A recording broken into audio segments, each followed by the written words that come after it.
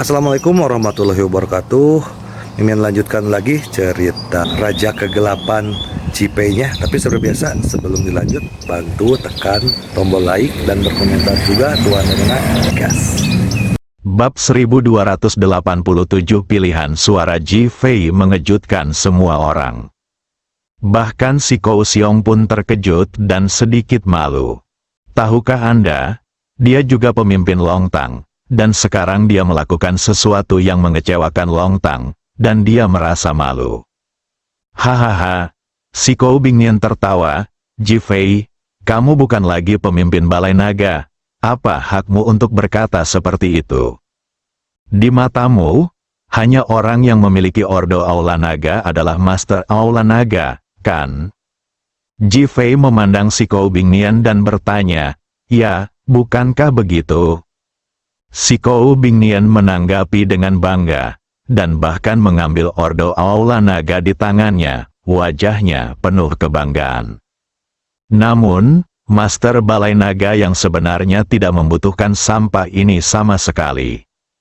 Kata Ji Fei dengan nada meremehkan, kamu, apa yang kamu katakan? Si Kou Bingnian sangat marah sehingga ekspresi wajahnya tampak sedikit ganas. Ji Fei tiba-tiba meninggikan suaranya, seorang Master Aula Naga sejati adalah orang yang menaruh tanggung jawab di dalam hatinya dan memikulnya, dan layak untuk surga dan bumi. Bagaimana dia bisa menjadi perwakilan dari Ordo Aula Naga kecil ini? Suasana tiba-tiba menjadi sunyi, bahkan ekspresi si Kou Xiong menjadi sangat malu dan jelek, seolah-olah dia telah dipukuli. Sudut mulutnya terus berkedut, tetapi dia tidak dapat berbicara. Aku tidak merasakan apapun, kecuali rasa malu di hatiku. Namun, mata banyak orang penuh dengan kekaguman. Kekaguman yang datang dari hati, kekaguman terhadap orang-orang dan laki-laki yang benar-benar kuat. Itu benar, mereka hanya mengagumi Ji Fei. Perkataan Ji Fei adalah yang paling sederhana. Tetapi perkataan Ji Fei adalah yang paling nyata, sepenuhnya memperlihatkan pikiran dan hati pria itu yang tak terbatas. Bahkan si Kou Xiong, yang pernah membawa Long Tang menuju kejayaan, merasa sangat malu. Pada saat ini, semua orang akhirnya tahu mengapa Ji Fei tidak pergi. Saya akhirnya menyadari bahwa di dalam hatinya, Long Tang sangat penting baginya dan dia menempatkannya pada posisi yang sangat tinggi. Dia hanya mundur untuk maju. Long Meiying dan yang lainnya semua berdiri tegak, menatap Ji Fei dengan mata penuh rasa hormat, tekad dan keberanian untuk maju. Sekalipun aku mati, aku harus mati dengan bermartabat. Kakek, bunuh dia. Si Kou Bingnian sangat kesal saat melihat ini, dan berteriak dengan marah. Ada sekilas kekecewaan di mata si Kou Xiong, yang merupakan kekecewaan terhadap si Kou Bingnian dan yang lainnya. Dia tidak memiliki ambisi untuk benar-benar menjadi pemimpin Dragon Hall. Dia juga tidak memiliki kemampuan. Dibandingkan dengan Ji Fei, ada perbedaan yang jauh. Bagaimana orang seperti itu bisa memikul beban seberat itu? Bahkan jika Long Tang memberikannya kepada mereka, itu tetap saja sia-sia. Ji Fei, aku sangat mengagumimu, kau adalah Master Aula Naga terbaik setelahku. Si Kou Xiong berkata dari lubuk hatinya, oh. Ji Fei terkekeh meremehkan, aku tidak ingin dibandingkan denganmu. Si Kou Xiong tampak sangat tidak senang, menatap Ji Fei, apa maksudmu? Maksudku sederhana, kamu tidak pantas mendapatkannya. Anda, si Kou Xiong sangat marah karena Ji Fei memandang rendah dirinya. Kakek, apakah kamu melihatnya? Sekarang kamu harus membunuh Ji Fei. Hanya dengan membunuh Ji Fei, semua orang bisa menyerah dan mengetahui kemampuan dan kekuatan keluarga si Kou kita. Si Kou Bingnian berkata dengan keras. Si Kou Xiong juga memiliki niat membunuh. Bagaimanapun, penghinaan Ji Fei merupakan provokasi terhadap martabatnya, dan dia tidak bisa menerimanya. Dia menatap Ji Fei dengan mata dingin. Konsekuensi dari pilihanmu akan sangat buruk. Betapapun buruknya, apa yang bisa kulakukan? Sebagai kepala Balai Naga, aku harus berjuang demi Balai Naga. Bahkan jika aku mati dalam pertempuran, aku bisa menghadapi semua orang di Balai Naga dengan terhormat, daripada hidup dalam kehinaan sepertimu. Pergilah ke neraka, si Kou Xiong berteriak, dan tiba-tiba datang di depan Ji Fei dan menamparkan dada Ji Fei. Ji Fei, hati-hati, semua orang berteriak. Ji Fei menarik napas dalam-dalam, dan seluruh kekuatan di tubuhnya tiba-tiba terkumpul. Mengom, tiba-tiba seluruh pemandangan itu seperti mengeluarkan raungan naga.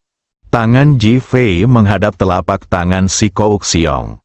Tetapi engah, Ji Fei masih memuntahkan darah, dan seluruh tubuhnya terlempar mundur. Si Kou Xiong terlalu kuat dan perkasa, dan Ji Fei sama sekali tidak mampu menghadapinya. Ji Fei, Li Ruoxi dan yang lainnya berteriak, dan dia dengan cepat melompat dan menangkap Ji Fei yang terjatuh. Haha, Ji Fei, bukankah kamu hebat? Bukankah kamu kuat? Bagaimana mungkin kamu bisa tersingkir dalam waktu sesingkat itu? Si Kou Ningsue tertawa terbahak-bahak dan melontarkan komentar-komentar sinis. Engah, Ji Fei ditangkap dalam pelukan Li Ruoxi dan memuntahkan 2 suap darah lagi. Suamiku, kamu tidak boleh mati. Air mata Li Ruoxi menetes di wajah Ji Fei. Haha, aku tidak menyangka Ji Fei ternyata orang yang lemah. Orang seperti itu disebut Raja Naga dan tampaknya sangat sombong. Orang macam apa ini? Lucu sekali dan tidak kompeten. Ling Ruofeng penuh dengan penghinaan, sarkasme dan penghinaan. Si Kou Bingnian dan si Kou Ningsue menatap Ling Ruofeng yang tampan, mata mereka berbinar. Meskipun saudara Long juga tampan, ia kurang memiliki kewibawaan dibandingkan dengan mereka, yang membuat mereka sangat tersentuh. Sekarang, melihat Ji Fei dipukuli oleh kakeknya, Ling Ruofeng sangat gembira, dan mereka pun turut gembira. Si Kou Xiong tidak melanjutkan serangan. Pada saat itu, dia sangat terkejut. Karena pada saat serangan tadi, Ji Fei tidak melawan dengan sekuat tenaga, bahkan kekuatan serangannya seolah-olah memasuki tubuh Ji Fei dan diserap oleh Ji Fei. Yang lebih mengejutkannya adalah raungan naga dan bayangan naga di belakang Ji Fei, yang pernah dilihatnya saat seni bela diri Ji Fei pulih. Mungkinkah itu? Memikirkan kemungkinan itu, dia tidak merasa senang sedikit pun saat berhasil mengalahkan Ji Fei, tetapi lebih merasa khawatir. Jika Ji Fei seperti itu, dia mungkin akan menjadi dewa sungguhan, dewa yang bisa membunuhnya dalam hitungan detik. Dia hanya tidak menunjukkannya. Saudara Long maju selangkah dan berdiri di antara si Kou Xiong dan Ji Fei. Si Kou Xiong, jangan katakan apapun. Hari ini, Ji Fei dan aku akan melawanmu bersama-sama. Kakak Long, apakah kamu lupa bahwa kamu membenci Ji Fei dan ingin membunuh Ji Fei? Si Kou Ningsue berkata tergesa-gesa, bahkan dengan kemarahan di wajahnya. Kakak Long mencibir dan menggelengkan kepalanya. Inilah darah dingin keluarga si Kou-mu. Ketika keluargamu terbunuh, kakekmu tidak menyelamatkan mereka meskipun dia bisa, dan dengan sengaja menciptakan tragedi. Ji Fei dan aku adalah musuh, dan aku bahkan ingin membunuhnya. Tetapi ada satu hal yang tidak dapat diubah. Ji Fei dan aku sekarang adalah sekutu, dan aku bahkan menghormati Ji Fei. Lebih baik aku bersama musuh seperti Ji Fei daripada berteman dengan wanita jahat sepertimu. Perkataan saudara Long menyebabkan suasana menjadi hening. Segera, kami mendukung Ji Fei. Tetua Longshan adalah orang pertama yang melangkah maju dan berjalan menuju Ji Fei. Orang lain dari Dragon Hall juga mengikuti. Kami juga mendukung Ji Fei. Orang-orang dari keluarga seni bela diri kuno juga berjalan menuju Ji Fei. Meskipun mereka tahu bahwa kemungkinan besar mereka akan mati jika memilih Ji Fei, mereka tidak menyesal dan tetap bertekad memilih Ji Fei. Karena Ji Fei adalah pahlawan di mata mereka, siapa yang kamu pilih? Saudara Long memandang Ling Ruofeng dan bertanya. Bab 1288, apakah ini mengerikan? Wajah Ling Ruofeng juga penuh dengan keterkejutan saat ini. Menurutnya, Ji Fei adalah anggota kelompok yang kurang beruntung, dan situasinya hanya sepihak. Semua orang seharusnya memilih si Kou Xiong. Namun, orang-orang ini tiba-tiba memilih Ji Fei di tengah kesulitan. Ini agak tidak terduga dan di luar imajinasi. Dia menatap saudara Long, dan dia tidak pernah menyangka bahwa pria yang merupakan musuh Ji Fei ini benar-benar akan memikirkan Ji Fei dan berbicara mewakili Ji Fei saat ini. Hal ini membuatnya tidak dapat memahami Ji Fei. Pesona macam apa yang dimilikinya hingga mampu menaklukkan saudara Long. Matanya mengamati wajah Ji Fei. Dia pucat dan ada darah di sudut mulutnya. Jelaslah dia terluka parah. Sebaliknya, orang seperti itu memiliki pesona yang tidak dapat dipahaminya. Itu di luar imajinasinya dan ketiga pandangannya. Hal ini juga membuatnya sangat marah. Dia tidak bisa membiarkan orang lain lebih baik darinya. Penasaran dengan Ji Fei, dia menatap Ji Fei dan berkata, "Jika kamu berjanji tidak akan menjalin hubungan apapun dengan Su Piaomiao lagi, dan mengatakan langsung kepadanya bahwa kamu sengaja menipu perasaan Su Piaomiao, aku akan bekerja sama denganmu untuk menghadapi si Kou Xiong." Setelah Ling Ruofeng selesai berbicara, dia melihat ke arah Su Piaomiao. Dia merasa ini adalah godaan yang tidak bisa ditolak Ji Fei. Ada tatapan rumit di matanya. Pada satu titik, dia bahkan berharap Ling Ruofeng dapat membantu Ji Fei, sehingga Ji Fei mungkin dapat berhasil. Jika tidak, menghadapi si Kou Xiong berarti kegagalan. Karena itu, dia menatap Ji Fei dengan gugup. Dia ingin Ji Fei setuju, tetapi juga ingin Ji Fei menolak. Dia merasa sangat bimbang. Namun saudara Long terkekeh. Ling Ruofeng menatap kakak Long, sangat tidak puas padanya karena telah menghentikan tekanannya pada Ji Fei. Apa yang kamu tertawakan? Aku menertawakanmu karena bersikap begitu bodoh dan tolol dalam hal hubungan.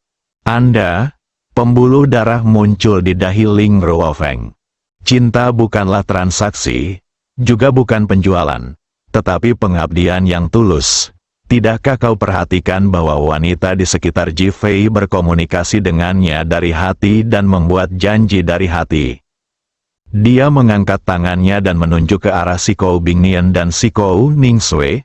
Apakah kamu melihat mereka? Ling Ruofeng melihatnya, dengan ekspresi bingung di wajahnya. Si Kou Bingnian dan si Kou Ningsue juga menatap saudara Long dengan bingung. Mereka bersamaku karena cinta.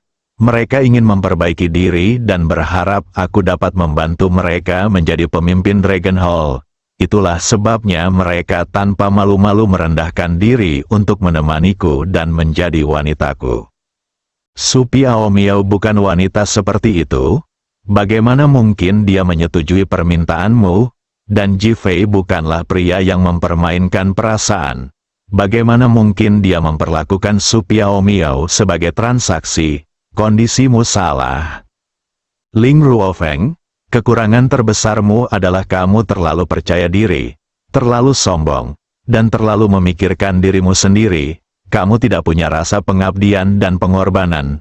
Jadi bagaimana mungkin kamu bisa membuat Su Piaomiao jatuh cinta padamu? Dan bagaimana mungkin dia bisa menyetujui permintaanmu? Jadi masalahmu adalah kebodohan. Wajah Ling Ruofeng begitu gelap hingga tampak seperti air menetes darinya, dan jantungnya meletus seperti gunung berapi. Setiap kata yang diucapkan saudara Long sangat menyayat hati dan menyentuh titik sensitifnya.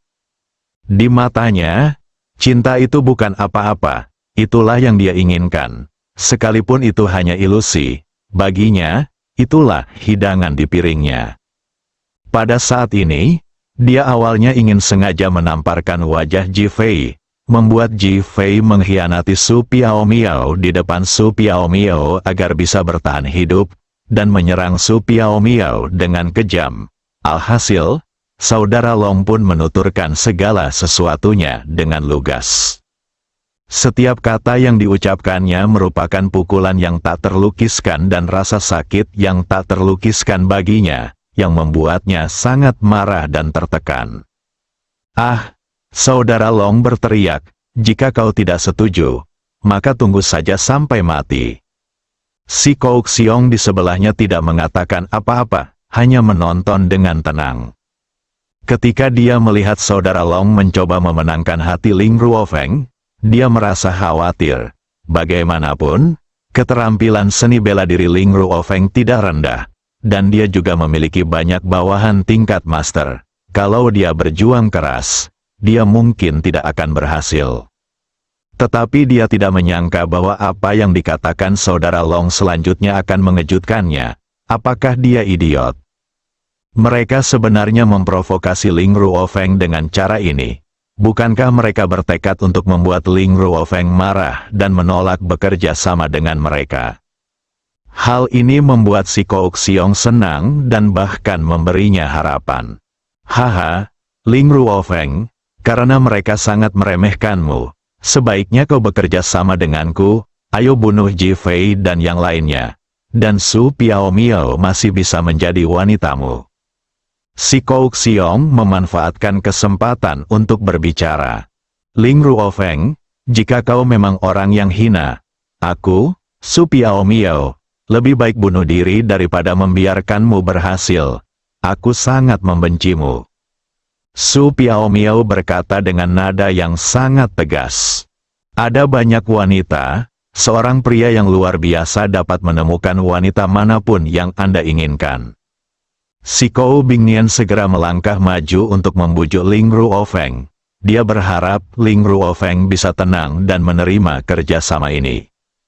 "Hahaha," Ling Ruofeng tiba-tiba tertawa dan menatap si Kou Xiong, "kamu masih belum sepintar kakak Long." Si Kou Xiong tercengang. "Tujuan Saudara Long adalah untuk membangkitkan harga diriku dan membuatku berhenti bekerja sama denganmu." Mendesis, si Kou Xiong menarik napas dalam-dalam dan tiba-tiba menyadari. "Kakak Long, kau menang. Aku tidak akan bekerja sama dengan si Kou Xiong. Dan tentu saja, aku juga tidak akan bekerja sama denganmu. Sekarang kalian saling bertarung. Dan akulah yang diuntungkan, jika aku terlibat dalam salah satu pesta. Bukankah aku benar-benar bodoh?" Setelah Ling Ruofeng selesai berbicara, dia menoleh dan menatap anak buahnya. "Tonton pertunjukan di sana." Berjalan menjauh ke kejauhan, pada saat ini, dia menjadi orang luar. Semua orang di tempat kejadian memandang Saudara Long dengan kekaguman di mata mereka. Saudara Long menatap Ji Fei dan merentangkan tangannya. Ini satu-satunya cara. Ji Fei tersenyum. "Ini sudah sangat bagus. Jika kita bukan musuh, aku yakin kerjasama kita akan sempurna." Saudara Long mengangguk, menunjukkan bahwa dia setuju dengan pernyataan Ji Fei. Apa yang dia maksud persis seperti yang dikatakan Ling Ruofeng. Dia tahu betul bahwa Ling Ruofeng tidak akan pernah bekerja sama dengan Ji Fei. Tetapi dia harus membujuknya agar tidak bekerja sama dengan si Kou Xiong. Kalau tidak, dia dan Ji Fei pasti akan gagal. Namun sekarang, dia melihat secercah harapan. Karena ada dua wanita di sini. Li Ruoxi dan Tama Monomae. Meskipun kita tidak mengetahui identitas Tama Monomae, kita dapat yakin bahwa bahkan jika Ji Fei dan dia terluka pada akhirnya dan Ling Ruofeng ingin memanfaatkan kesempatan untuk menyerang, Tama Monomae tidak akan setuju. Dengan cara ini, dia bisa melawan si Kou Xiong dengan Ji Fei dengan seluruh kekuatannya. Si Kou Xiong juga melihat situasi dengan jelas pada saat ini. Setiap generasi memiliki bakatnya sendiri, dan saya sangat mengagumi kalian berdua. Salah satu dari kalian memang putra Long Chentian. Dengan kebijaksanaan dan perspektif menyeluruh seperti Long Chentian, yang satunya bahkan lebih banyak akal dan penuh perhitungan. Menghitung hati orang hingga ekstrim. Keberadaan kalian berdua benar-benar keberadaan yang paling menakutkan di dunia ini. Apakah ini menakutkan? Ji Fei telah berdiri dari pelukan Li Ruoxi, dengan tatapan percaya diri yang kuat, bersambung.